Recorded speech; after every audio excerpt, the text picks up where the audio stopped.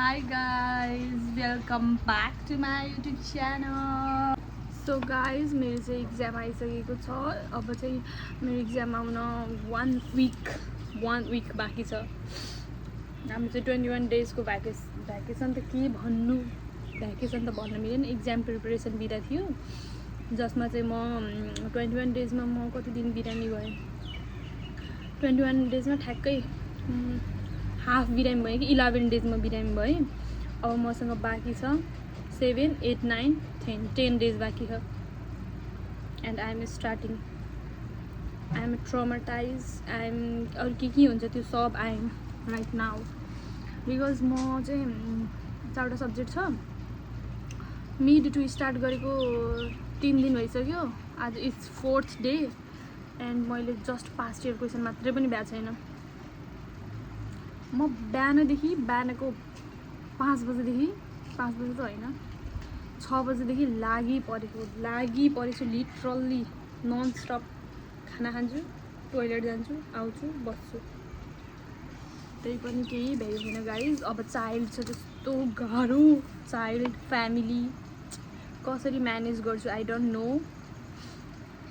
तर मलाई अब यसो ठ्याक्क सेकेन्ड इयरको एक्जामको भ्लग गराएको थिएँ नि त मैले. अनि यसो हेरेको, अनि त्यो यस्तो भिडियोहरू गरायो भने नि अलिक पढ्न मन लाग्छ भनेर मैले चाहिँ यो स्टार्ट गर्दैछु.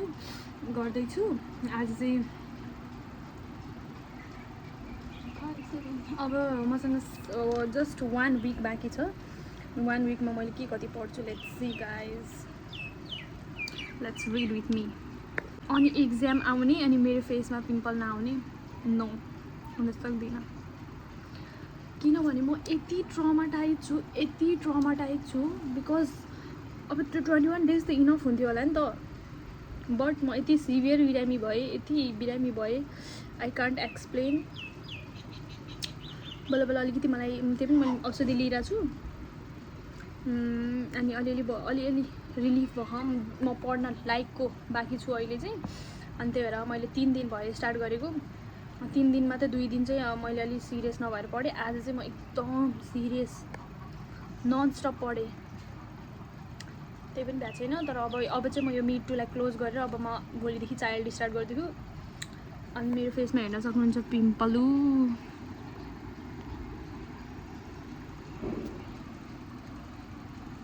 Hey guys, let's read with me.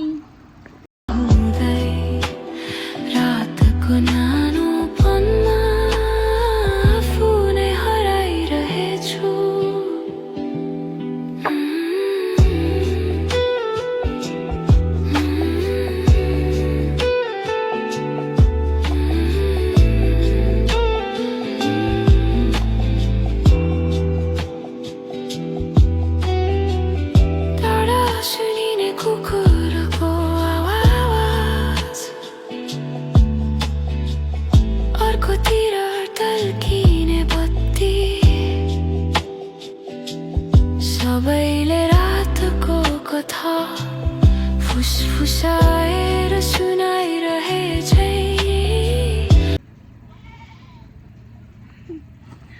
By guys भन्यो नि. बाई गाइज खै रहेर त. ओ गाइजहरू, म चाहिँ पढ्दै हाम्रो नानी उठिसक्नु भएको छ. अब चाहिँ नानीलाई हेर्नुपर्छ, त्यही भएर पढ्न बन्द. बाई भन्न. नानी चाहिँ भर्खर उठेर रोकी छौ कान्छु.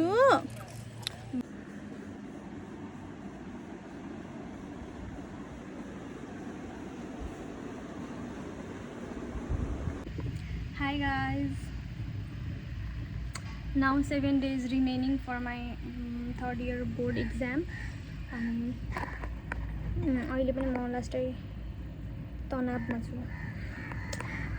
अब चाहिँ मैले 2टा सब्जेक्ट पढ्नु छ अनि त्यसपछि बल्ल रिभिजन गर्नु छ. 7 दिनमा म कसरी भ्याउँछु रिभिजन गरेर.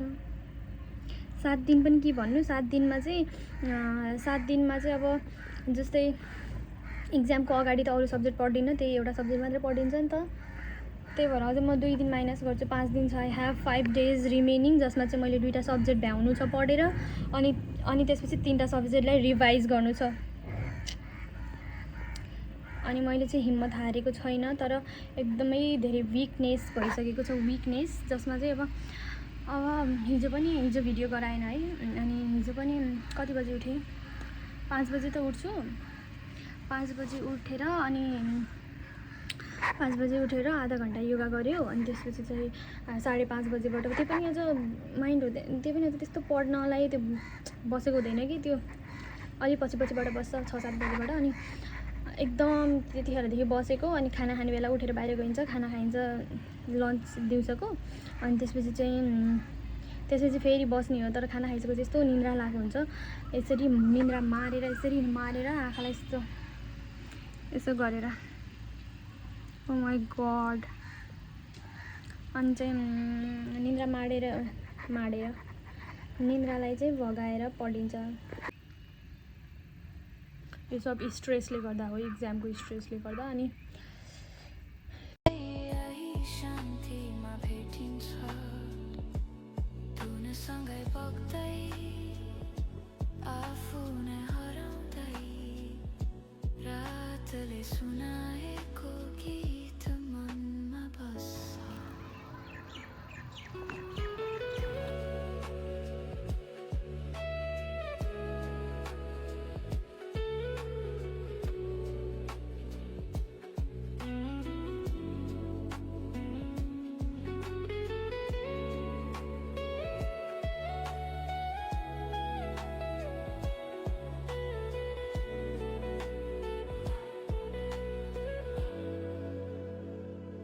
सहर टाढा टाढा आफ्नै तालमा चलिरहेको छ, तर यहाँ सबै थमिएको महसुस। बेबी सिरु हाई, सिरु हाई फुपू। हाई गाइज, अब चाहिँ मेरो इक्जाम आउन 4 दिन बाँकी छ। ठुलो बनाउँछन् तारा बादलमा लुके पनि नजिकैको शून्य कति आज छ मेरो बाई बाई गाइज। अब चाहिँ मेरो इक्जाम आउन 2 दिन बाँकी छ। अनि स्टिल पनि मलाई पढ्नमा मन लागिरहेन। मन लागे पनि मैले पढेको कुराहरू याद भइरहेन। के भइरह मलाई थाहा छैन मसँग, तर म पढि नै रहेको छु। किनभने त अब त 2 दिन बाँकी छ, अब त मसँग अप्सन छैन। त्यही भएर म पढेको कुराहरू हजुरलाई सुनाउन जाँदैछु। अब योदेखि चाहिँ म स्पिड अगाडि बढाइदिन्छु। अहिले चाहिँ म पढ्दैछु, अहिले चाहिँ म पढ्दैछु मेकानिजम अफ लेबर। मेकानिजम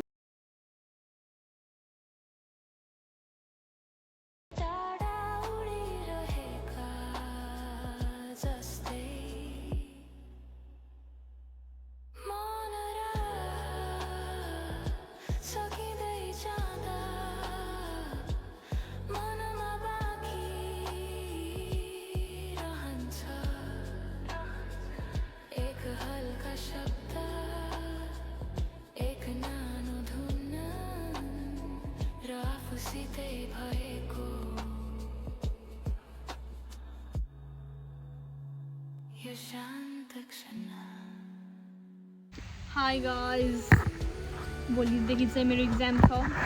अनि आज चाहिँ अहिले 12 बज्न लाग्यो। एकदमै वेदर इज सो ब्याड के भनौँ, I love this type of weather. But मेरो इक्जाम भएकोले म अहिले एक चुट्का पनि इन्जोय गर्न पाएन। बाहिर जे भइरह